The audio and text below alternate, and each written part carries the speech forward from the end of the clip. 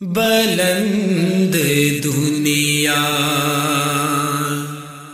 میں ہر سو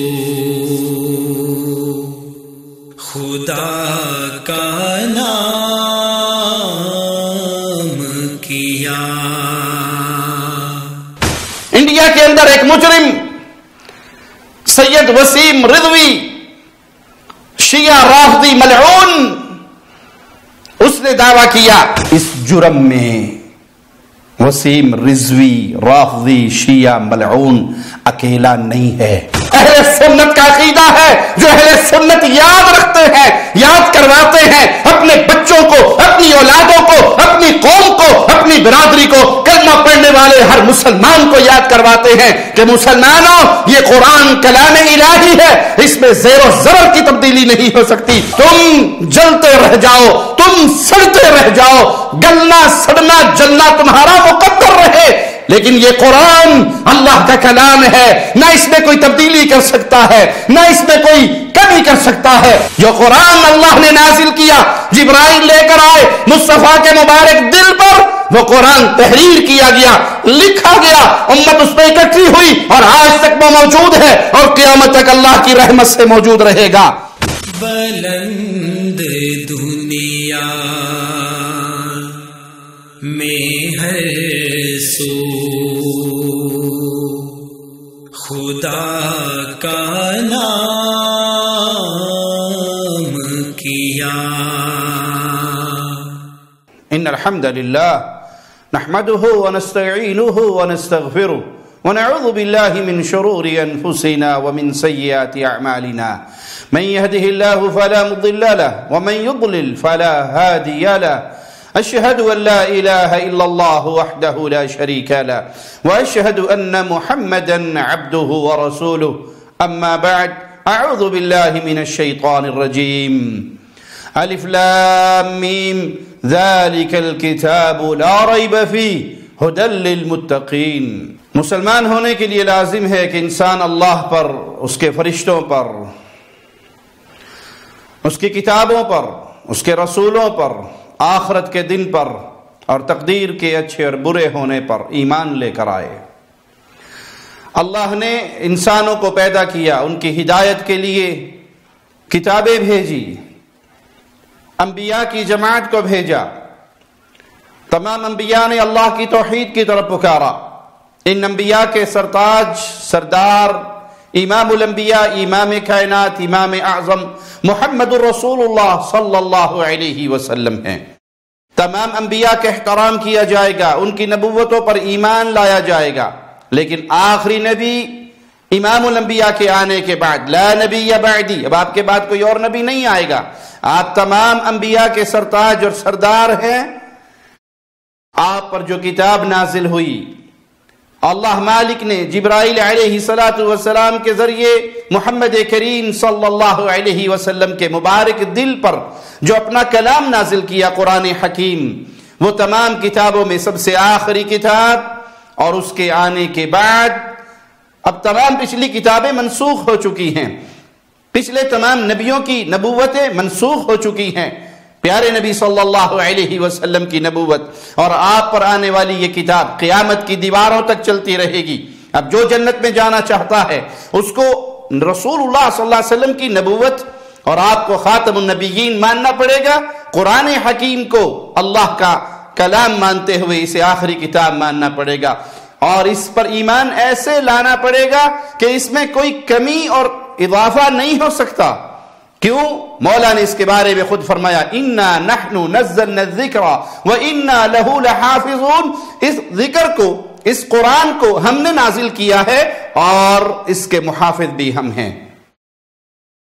کفار مکہ نے اس کو کلام الہی ماننے سے انکار کیا، اس بات کو تسلیم نہیں کرتے تھے کہ یہ اللہ کا کلام ہے، تو مالک نے ان کو جواب میں فرمایا وَإِن كُنتُمْ فِي رَيْبٍ مِّمَّا نَزَّلْنَا عَلَىٰ عَبْدِنَا، اگر تم اس بات پہ شک کرتے ہو جو کچھ ہم نے اپنے بندے پر جو نازل کرتے ہیں، اس وحی پر، اس قرآن پر اگر تمہیں شک ہے، فَأْتُوا بِسُورَةٍ مِّن مِّثْلِهِ وَادْعُوا شُهَدَاءَكُم مِّن دُونِ اللَّهِ إِن كُنتُمْ صَادِقِينَ، تو پھر جاؤ اس کی مثل کوئی ایک صورت تم بھی تلاش لاؤ، تم عرب ہو، صاحب لغت ہو، تم فصیح و بلیغ ہو، جاؤ اس قرآن حکیم کی صورتوں کی طرح یا اس کی آیات کی طرح کوئی آیت لے آؤ، کوئی صورت لے آؤ۔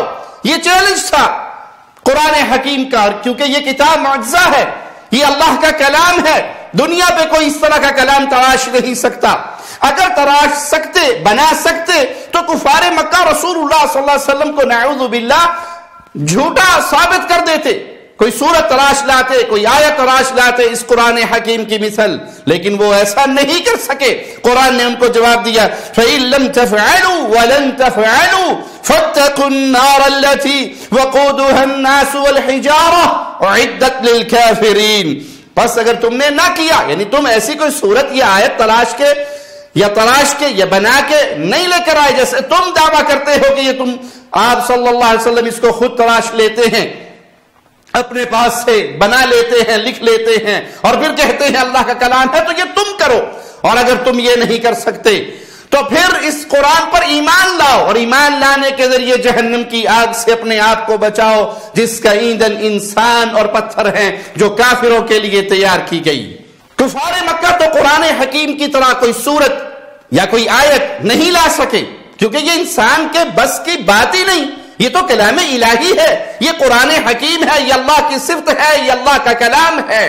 مگر آج 14 صدیے گزرنے کے بعد انڈیا کے اندر ایک مجرم سید وسیم رضوی، شیعہ رافضی ملعون، اس نے دعویٰ کیا، سپریم کورٹ آف انڈیا میں اس نے درخواست دی۔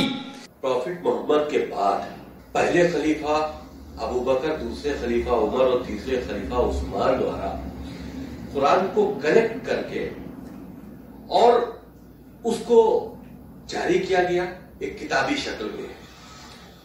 قرآن کے اندر کچھ آیتیں ایسی ہیں جو آتنک کو بڑھاوا دیتی ہیں، وائلنس ٹیچنگ ہم کہیں اس کو ایک طرح سے، وہ قرآن کے اندر اس طرح کی باتیں ہیں۔ اِنَّا لِلَّهِ وَإِنَّا إِلَيْهِ رَاجِعُونَ۔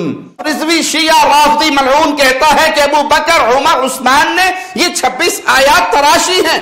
قرآن کہتا ہے کہ قرآن نے چیلنج کر کے کہا کفار سے، کفار مکہ سے، جاؤ اس طرح کی کوئی صورت لے کر آؤ۔ اگر کلام الہی جیسی صورت تراشنا ممکن ہوتی تو کفار مکہ یہ کام کر گزرتے اور اسلام کو، قرآن کو، رسول اللہ کو نعوذ باللہ جھوٹا ثابت کر دیتے۔ وہ تو نہ کر سکے، لیکن یہ رافضی شیعہ قوم کا ایک شخص آج اس معاملے کو عدالت میں لے کر آتا ہے اور اپنے کفر پر ایک اور مہر لگاتا ہے۔ آئیے قرآن حکیم سے پوچھتے ہیں کیا اس کے اندر کوئی اضافہ اور کمی ہو سکتی ہے؟ مالک جواب میں فرماتا ہے لا یأتیہ الباطل من بین یدیہ ولا من خلفہ تنزیل من حکیم حمید، جس کے پاس باطل پھٹک نہیں سکتا، نہ اس کے آگے نہ اس کے پیچھے سے، اور یہ نازل کردہ حکمتوں والے، خوبیوں والے رب کی طرف سے ہے۔ اللہ مالک فرما رہا ہے کہ اس قرآن حکیم میں کوئی کمی اور زیادتی نہیں ہو سکتی، کوئی جھوٹ نہیں شامل کیا جا سکتا، کوئی اپنی طرف سے تراش کے اس کے اندر اضافہ نہیں کر سکتا۔ یہ اللہ کا کلام ہے جس کو نازل بھی اللہ نے کیا اور جس کا نگران بھی اللہ ہے، یہ محافظ بھی اللہ ہے، اس کو نازل بھی اللہ نے کیا، حفاظت بھی اللہ نے کی۔ مگر یہ شیعہ رافضی وسیم رضوی ملعون یہ کہتا ہے کہ ابو بکر، عمر، عثمان رضوان اللہ علیہم اجمعین نے یہ آیات بنائی، جہاد کی آیات، اور ان کی بنیاد پر پھر حکومتیں کی اور دنیا کے اندر نعوذ باللہ ثم نعوذ باللہ دہشت گردی کو فروغ دیا۔ یہ تین جو خلیفہ تھے انہوں نے طاقت کا استعمال کرتے ہوئے قرآن کے اندر امینڈمنٹ کر کے اس طرح کی آیتوں کو ڈال کر قرآن شریف کو دنیا کے لیے جاری کیا اور اسی کا سہارا لے کر پوری دنیا میں آگے بڑھے ہیں طاقت کے دم پر اسلام کو پھیلانے کے لیے۔ اس جرم میں وسیم رضوی رافضی شیعہ ملعون اکیلا نہیں ہے۔ پیار سے، محبت سے، اخلاص سے میں ان لوگوں کو دعوت فکر دینا چاہتا ہوں جو ابھی بھی حق کی تلاش کے لیے سرگرداں ہیں، حق پانا چاہتے ہیں، حقیقت کو دیکھنا چاہتے ہیں۔ وسیم رضوی ملعون رافضی کا یہ دعویٰ اس میں یہ تنہا نہیں، شیعہ مذہب کے بڑے بڑے علماء، رافضیت کے بڑے بڑے ذاکر، ملا، مجتہدین اس کے اندر شامل ہیں۔ آئیے اصول کافی، اس کی جلد دوم ہے، اردو ترجمہ کتاب الشافی، صفحہ 616 پر لکھا ہے کہ موجودہ قرآن میں 6000 کچھ 100 آیات ہیں، اور ہم اہل بیت کے قرآن میں 17000 آیتیں ہیں۔ ان شیعہ کا امام یعقوب کلینی تحریف قرآن کا قائل تھا۔ ان کے ہاں کتب کے اندر سب سے پہلے اصول کافی ہے، کتب اربع میں، اصول اربع میں، اور اس کے اندر 2 ٹوک کی عقیدہ موجود ہے کہ موجودہ قرآن میں 6000 کچھ 100 آیات ہیں، اصل قرآن میں 17000 آیتیں ہیں۔ سید مقبول حسین دہلوی سورۃ یوسف کی تفسیر میں لکھتا ہے، معلوم ہوتا ہے جب قرآن میں ظاہر اعراب لگائے گئے تو شراب خور خلفاء کی خاطر یعصرون کو یعصرون سے بدل کر معنی کو زیر و زبر کر دیا گیا۔ قرآن حکیم اللہ کی طرف سے نازل کردہ، نہ اس کی زیر نہ اس کا زبر دنیا کی کوئی ہستی تبدیل نہیں کر سکتی۔ یہ اللہ کا کلام ہے، اللہ اس کا محافظ ہے، اللہ اس کا نگران ہے۔ ایک تو اس مجرم ظالم نے پیارے نبی صلی اللہ علیہ وسلم کے صحابہ کو گالی دی، خلفاء کو گالی دی، اور پھر اس مجرم نے قرآن حکیم میں تبدیلی کا عقیدہ بیان کیا۔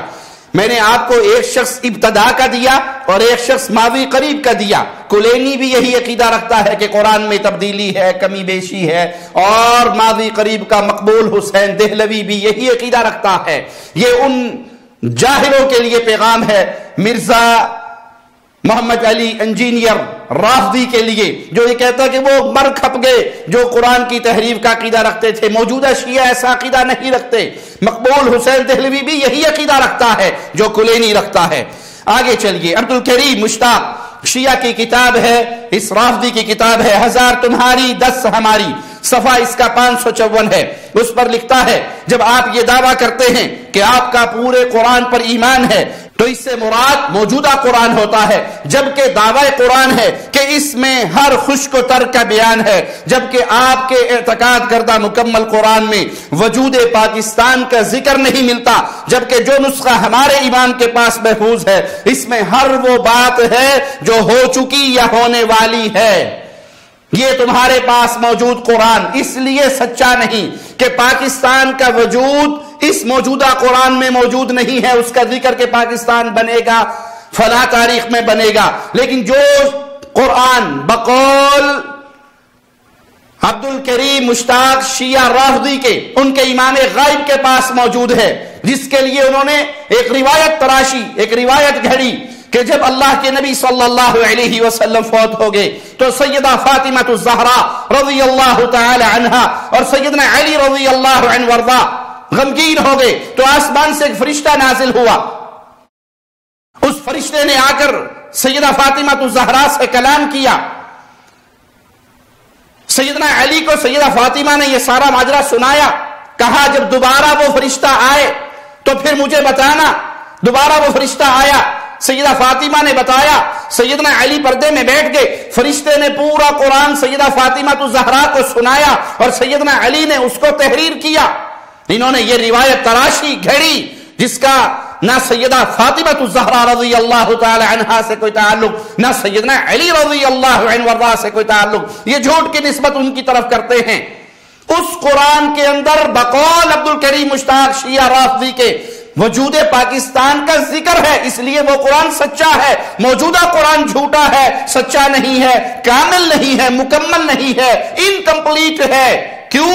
اس میں وجود پاکستان کا ذکر نہیں۔ مزید سنیے، ملا باقر مجلسی کی کتاب حیات القلوب، جلد اس کی 3 ہے، صفحہ 124 ہے۔ اس پر لکھا ہے، شیخ طوسی نے مجالس میں بسند معتبر ابراہیم بن عبد الصمد سے روایت کیا، وہ کہتے ہیں میں نے حضرت صادق کو اس آیت کو اس طرح پڑھتے ہوئے سنا، ان اللہ اصطفى آدم ونوحا وآل ابراہیم وآل عمران وآل محمد علی العالمین۔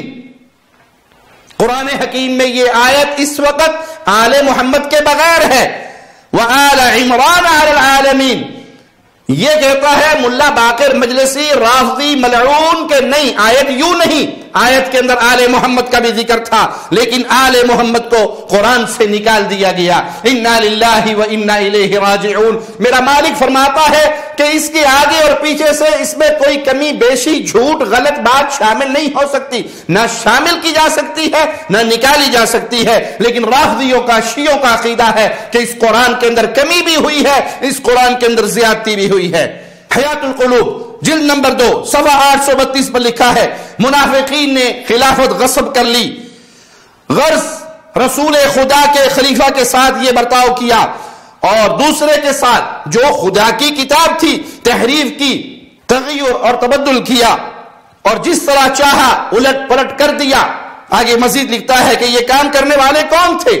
یہ لوگ قبیلوں کے سردار اور ان کے بزرگ تھے، اور اس جماعت کے ہر فرد کے تابع عظیم مخلوق تھی کہ لوگ ان کی باتیں سنتے اور اطاعت کرتے، اور ان کے خبیث دلوں میں ابو بکر کی محبت جاگزی تھی، جس طرح بنی اسرائیل کے دلوں میں بچھڑے اور سامری جادوگر کی محبت جگہ کیے ہوئے تھی۔ انا للہ و انا الیہ راجعون۔ پیارے نبی صلی اللہ علیہ وسلم کے صحابہ کو منافقین کہا اور ان کے پیارے پاکیزہ دلوں کو خبیث دل کہا۔ قرآن حکیم کے اندر کمی بیشی کا عقیدہ بیان کیا، تبدیلی کا عقیدہ بیان کیا کہ اس میں الٹ پلٹ کر دیا گیا، بہت زیادہ تبدیلیاں کر دی گئی۔ کیوں؟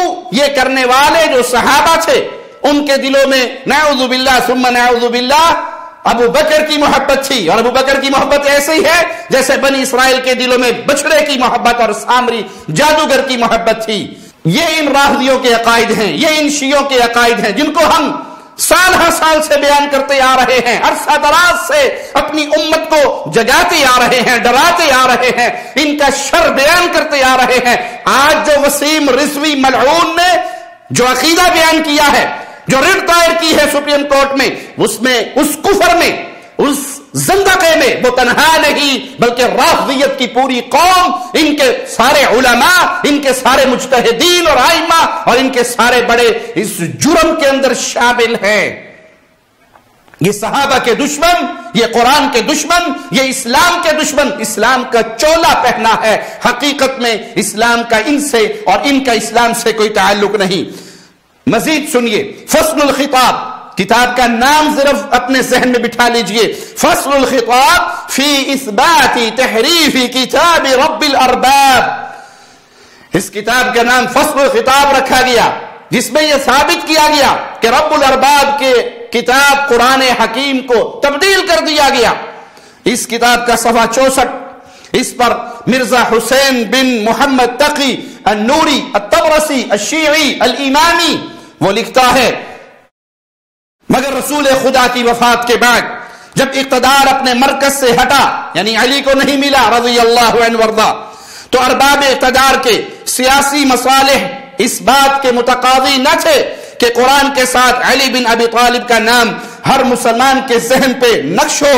آگے مزید لکھتا ہے کہ جب علی بن ابی طالب نے اس قرآن کو جمع کر کے ارباب اقتدار کے سامنے پیش کیا تو وہاں سے اسے رد کر دیا گیا اور کہا ہمیں اس کی ضرورت نہیں۔ پھر نوری طبرسی نے درجنوں آیات ذکر کی کہ یہ تبدیل کر دی گئی، یہ آیت یوں نہیں تھی یوں تھی، یہ آیت یوں نہیں تھی یوں تھی۔ بلغ ما انزل الیک فی ولایت علی، آیت اصل میں یوں تھی جس کو بعد میں تبدیل کر دیا گیا۔ پھر نوری طبرسی نے اپنے ان علماء کے نام درج کیے جو تحریف قرآن کے قائل تھے۔ لمبی لسٹ ہے ناموں کی، لیکن اختصار کے ساتھ صرف چند بڑے بڑے مجتہدین اور ائمہ کے نام آپ کے سامنے رکھتا ہوں۔ علی بن ابراہیم القمی جو سن 307 ہجری میں ہلاک ہوا، محمد بن یعقوب الکلینی جو 329 ہجری میں ہلاک ہوا، محمد بن حسن الصفار جو 290 ہجری میں ہلاک ہوا، محمد بن ابراہیم النعمانی جو کلینی کا شاگرد ہے، سعد بن عبداللہ القمی جو 301 ہجری میں ہلاک ہوا، علی بن احمد الکوفی جو 352 ہجری میں ہلاک ہوا، محمد بن مسعود العیاشی، ناموں کی لمبی لسٹ ہے لیکن یہ چند نام ہم نے صرف آپ کے سامنے پیش کیے۔ کوئی یہاں پر یہ نہ کہے کہ وسیم رضوی رافضی ملعون کے خلاف تو انڈیا کے شیعوں نے بھی بائیکاٹ کیا ہے اور اس کے خلاف آواز بلند کی ہے. ہم کہتے ہیں یہ آوازیں بلند کرنے والے اور یہ نعرہ لگانے والے کہ ہم قرآن کو تحریف شدہ نہیں مانتے، ہم قرآن کو اصلی مانتے ہیں، یہ تقیہ کی بنیاد پر، جھوٹ کی بنیاد پر ایسے دعوے کرتے ہیں. اگر آپ دیکھنا چاہیں کہ یہ جھوٹ بول رہے ہیں یا دل سے قرآن کی حقیقت کو اور قرآن کی حاکمیت کو تسلیم کرتے ہیں، قرآن کی تحریف کے عقیدے کے قائل نہیں ہیں، تو ان سے ڈیمانڈ کیجئے کہ آؤ ہم آپ سے گفتگو کر کے اپنے دل کو تسلی دینا چاہتے ہیں. کیا واقعی تم قرآن کو اصلی مانتے ہو؟ قرآن اللہ کا کلام ہے، یہ اللہ کا کلام اللہ کی صفت ہے، اس کی نگرانی اللہ کے ذمہ ہے، اس میں کمی اور بیشی ہو نہیں سکتی. جو یہ عقیدہ رکھے کہ قرآن میں کمی ہو گئی، زیادتی ہوگی، نکال دیا گیا، زیادہ کر دیا گیا، 17,000 آیات تھی صرف 6,000 رہنے دی، بلکہ کہتے ہیں کہ صرف ابو لہب کا نام رہنے دیا، 7 قریشیوں کے نام تھے قرآن میں، 6 نکال دیے. ابو لہب کا اس لیے رہنے دیا کہ رسول خدا کو تکلیف ہو کہ چچا تھا.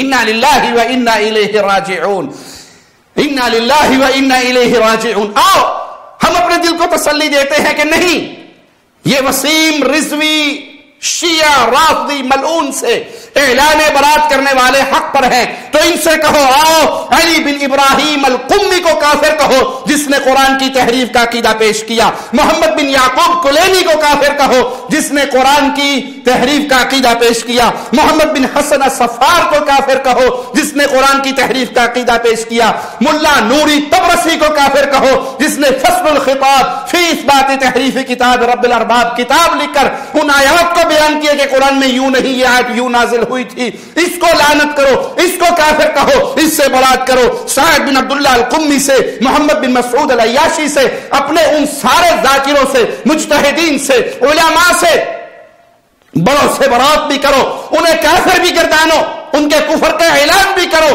کہ یہ کفار تھے کیونکہ انہوں نے قرآن کی تحریف کا عقیدہ پیش کیا تھا. تو پھر ہم تسلیم کریں گے کہ آپ دل سے اور یقین سے اس قرآن کو حقیقی سچا اللہ کا کلام مانتے ہیں جس میں کوئی کمی اور زیادتی نہیں ہو سکتی اور قیامت تک نہیں ہو سکتی. اور اگر ایسا تم نہیں کر سکتے، اگر ایسا تم نہیں کرتے اور تم نہیں کر سکتے، فَإِن لَمْ تَفْعَلُوا وَلَن تَفْعَلُوا، تم مر جاؤ گے، زہر کا پیالہ پی لو گے، لیکن قمی کو، کلینی کو، طبرسی کو، ان کو کفار نہیں قرار دو گے اور ان سے اعلان برات نہیں کرو گے. تو پھر سنو، اہل سنت کا عقیدہ ہے جو اہل سنت یاد رکھتے ہیں، یاد کرواتے ہیں اپنے بچوں کو، اپنی اولادوں کو، اپنی قوم کو، اپنی برادری کو، کلمہ پڑھنے والے ہر مسلمان کو یاد کرواتے ہیں کہ مسلمانوں یہ قرآن کلام الہی ہے، اس میں زیر و زبر کی تبدیلی نہیں ہو سکتی، کوئی آیت نکالی نہیں جا سکتی، کوئی آیت ڈالی نہیں جا سکتی.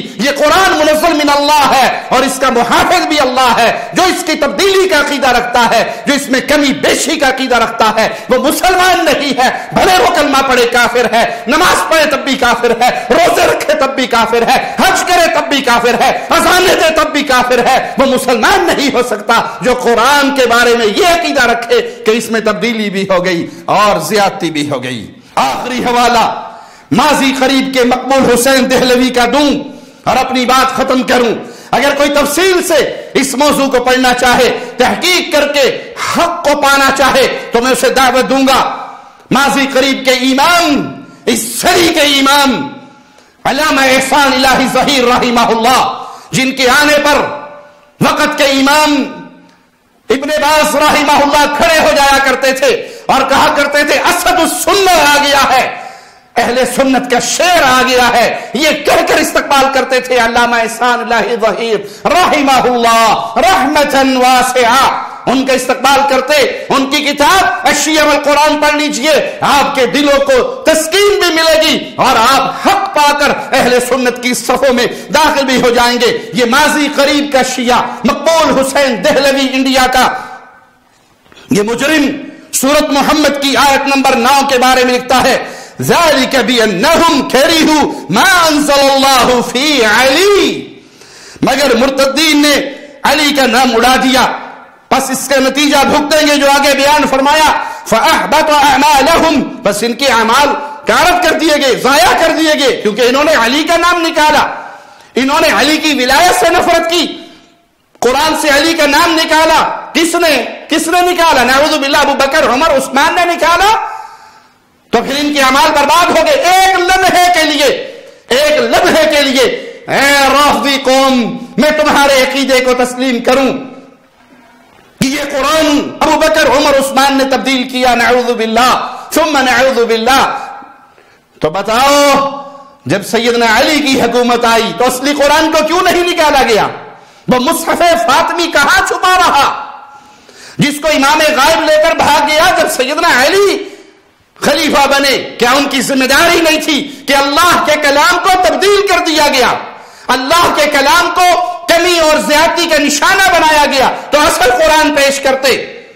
سیدنا حسن کی حکومت آئی، وہ اصل قرآن پیش کرتے، لیکن اس کا وجود ہوتا تھا پیش کرتے۔ جو قرآن اللہ نے نازل کیا، جبرائیل لے کر آئے مصطفیٰ کے مبارک دل پر، وہ قرآن تحریر کیا گیا، لکھا گیا، امت اس پہ اکٹھی ہوئی اور آج تک وہ موجود ہے اور قیامت تک اللہ کی رحمت سے موجود رہے گا۔ سپریم کورٹ آف انڈیا میں سید وسیم رضوی یہ درخواست دینے والا اس کفر میں، اس جرم میں تنہا اور اکیلا نہیں، بلکہ رافضیت کے بڑے بڑے امام، رافضیت کے بڑے بڑے مجتہدین، ان کے ذاکر، وہ اس سارے کفر میں ڈوبے ہوئے ہیں۔ لیکن یاد رکھو، پھونکوں سے یہ چراغ بجھایا نہ جائے گا۔ آؤ تمہیں کلام الہی سناتا ہوں۔ هو الذی ارسل رسولہ بالہدی، جس نے اپنے رسول کو بھیجا ہدایت کے ساتھ، دین حق کے ساتھ، لیظہرہ علی الدین کلہ، وہ سارے ادیان پر غالب ہونے کے لیے یہ دین لے کر آئے۔ ولو کرہ المشرکون، بڑے مشرکوں کو یہ بات بری لگے، اے مجوسیوں، تم مجوسیوں کی اولاد ہو، تم مجوسیوں کے مذہب کے ماننے والے ہو، تم ایرانی مجوسیوں کے نقش قدم پر چلنے والے ہو، تو سنو، تم جلتے رہ جاؤ، تم سڑتے رہ جاؤ، گلنا سڑنا جلنا تمہارا مقدر رہے، لیکن یہ قرآن اللہ کا کلام ہے، نہ اس میں کوئی تبدیلی کر سکتا ہے، نہ اس میں کوئی کمی کر سکتا ہے۔ جب تک اہل اسلام زندہ ہے، جب تک اہل ایمان زندہ ہے، جب تک اہل التوحید زندہ ہے، جب تک اہل الحدیث زندہ ہے، جب تک اہل سنت والجماعت زندہ ہے، ہم اس دین حنیف کی، اس دین محمد کی نگرانی بھی کریں گے، چوکیداری بھی کریں گے، پہرے داری بھی کریں گے، اور اس کی حفاظت کے لیے اپنے لہو کو پیش کریں گے، اپنی گردنوں کو کٹوائیں گے۔ مرنا، کٹنا، قتل ہو جانا، شہید ہو جانا ہماری تمنائیں ہیں، جیسے محمد الرسول اللہ کی تمنا تھی۔ آپ فرمایا کرتے تھے، لوددتو، میری یہ خواہش ہے، میری یہ آرزو ہے، میری یہ تمنا ہے، میں اللہ کے راستے میں شہید ہو جاؤں۔ تو لوگوں، ہماری بھی یہ خواہش ہے، مصطفیٰ کے نقش قدم پہ چلتے ہوئے صلی اللہ علیہ وسلم ہم قربان ہو جائیں، اس دین محمد کی حفاظت کرتے ہوئے، اس کی چوکیداری کرتے ہوئے، اس کے دفاع کے لیے آواز بلند کرتے ہوئے۔ یہ دین اسلام، یہ دین توحید، یہ قرآن حکیم اس مکہ کی پاک سرزمین پہ نازل ہوا، مدینے کی پاک سرزمین پہ نازل ہوا۔ ہم دین کے بھی چوکیدار رہیں گے اور اس پیارے بلاد حرمین کے بھی چوکیدار رہیں گے، بلاد حرمین شریفین کی بھی حفاظت کرتے رہیں گے۔ آج یہ مجوسی، یہ ایرانی ایران کے ٹکڑوں پہ پلنے والے، یہ حوثی بلاد حرمین شریفین کے خلاف سازشیں کرتے ہیں، ڈرون حملے کرتے ہیں، میزائل فائر کرتے ہیں۔ اے ایرانی مجوسیوں، ولو کریہ المشرکون، تم اہل شرک جتنی چاہے نفرت کر لو، دین محمد غالب رہے گا، توحید غالب رہے گی۔ اس بلاد حرمین میں کسی ایمان کا مقبرہ نہیں پوجا جائے گا، رب کی توحید کو مان کر اللہ کی عبادت ہوگی۔ تم یہ چاہتے ہو بلاد حرمین میں پھر شرک کا دور دورہ ہو، پھر قبر پرستی ہو، پھر یہاں پر اماموں کے نام پر مقبرے بنائے جائیں، ان کا طواف ہو، ان کے قبے ہو۔ تمہاری یہ دشمنی تمہاری زبانوں سے بھی ظاہر، تمہارے مکروہ چہروں سے بھی ظاہر، تم کرتے رہو دشمنی۔ ہمیں پتا ہے تم اسلام دشمن ہو، تم قرآن دشمن ہو، تم صحابہ کے دشمن ہو، اور ہم چوکیدار ہیں دین محمد کے۔ اللہ اس چوکیداری کو قبول فرمائے۔ آؤ، جن کو یقین نہیں میں ان کو یقین کروا دیتا ہوں۔ ایک رافضی سے سوال ہوا کہ تمہاری سعودی عرب سے یہ جنگ کب تک جاری رہے گی، کب تک لڑتے رہو گے؟ تو ظالم مجرم نے کہا جب تک ان کے دلوں میں ابو بکر، عمر، عثمان کی محبت رہے گی ہم اس وقت تک حالت جنگ میں رہیں گے، ہم ان کے دلوں سے ان صحابہ کی عظمت کو چھیننا چاہتے ہیں۔ نحن في حرب مع أبي بكر وعمر وعائشة، ولن تضع هذه الحرب أوزارها حتى نسقط ما تبقى من احترام لأبي بكر وعمر وعائشة۔ اور ظالموں تمہاری زندگیاں مر جائیں گی، جیسے خمینی ملعون مرا ویسے تم بھی مرو گے، جیسے کلینی مرا ویسے تم بھی مرو گے۔ اہل سنت کے دلوں میں نہ اللہ کی محبت کم ہو سکتی، نہ رسول اللہ کی کم ہو سکتی، نہ ابو بکر، عمر، عثمان، علی، حسن، حسین، معاویہ، ابو سفیان، عائشہ، حفصہ، فاطمہ ان کی کم ہو سکتی۔ ہم زندہ رہیں گے، صحابہ کی محبتوں پہ زندہ رہیں گے، اپنی اولاد کی تربیت صحابہ کی محبتوں پہ کریں گے، ہم مریں گے اس قرآن کی دفاع کے لیے، ہم مریں گے رب کی توحید کے دفاع کے لیے، ہم مریں گے رسول اللہ کی ختم نبوت کے دفاع کے لیے، صحابہ کی عظمت کے دفاع کے لیے، بلاد حرمین کی حفاظت کے لیے۔ ہمارا لہو، ہمارا خون، ہمارا بچہ بچہ کٹنے مرنے کے لیے تیار ہے۔ کیوں؟ ہم جانتے ہیں سعودی عرب اہل سنت کا قلعہ ہے، سعودی عرب ان حوثیوں، ان ایرانی مجوسیوں کے سامنے وہ آخری دیوار ہے۔ اے اللہ اس دیوار کی حفاظت فرمانا، اے اللہ اس دیوار کی حفاظت فرمانا، اے اللہ اس بلاد حرمین کی حفاظت فرمانا۔ مجوسی، ایرانی، رافضی کبھی اپنے پلاننگ میں کامیاب نہ ہو، اللہ ان کا شر انہی کے اوپر واپس لوٹا کر ان کو ذلیل و رسوا کر کے ہلاک و برباد کر دے۔ اہل توحید کی حفاظت فرما، اہل ایمان کی حفاظت فرما۔ اے اللہ حوثیوں سے مد مقابل ہماری اہل سنت کی فوج، اہل توحید کی فوج، اہل الحدیث کی فوج اے اللہ برسر پیکار ہے، اہل سنت برسر پیکار ہے ان مجوسیوں سے، ان حوثیوں سے۔ اے اللہ تو اپنی رحمتوں کا نزول فرما اہل سنت پر، اہل توحید پر، اہل الحدیث پر، بلاد حرمین پر، سعودی افواج پر۔ اے اللہ اس مشترکہ اتحاد پر اپنی رحمتوں کا نزول فرما اور ایرانی مجوسیوں حوثیوں کو تباہ و برباد کر۔ اے اللہ زندہ رکھنا، اسلام کا خادم بنا کے رکھنا، توحید کا خادم بنا کے رکھنا، اور اپنے دین کی خدمت، اپنے دین کی نوکری چاکری ہم سے لیتے رہنا۔ اس نوکری چاکری کو قبول فرما لینا اور قیامت کے دن اپنی رحمت سے، اپنے فضل سے، اپنے کرم سے ہمیں رسول اللہ صلی اللہ علیہ وسلم کے مبارک ہاتھوں سے کوثر کا جام نصیب فرمانا اور صحابہ کے ساتھ جنت الفردوس میں پیارے نبی کا پڑوس عطا فرمانا۔ اے اللہ تو قادر ہے، تیرے ہاتھ میں ساری قوتیں ہیں۔ اے اللہ تو قوتوں والا ہے مولا، اپنی قوتوں سے اہل ایمان کی مدد فرما۔ اقول قولی ھذا واستغفر اللہ لی ولکم ولسائر المسلمین فاستغفروہ انہ هو الغفور الرحیم۔ شب گریزاں ہوگی آخر جلوائے خورشید سے، یہ چمن معمور ہوگا نغمائے توحید سے۔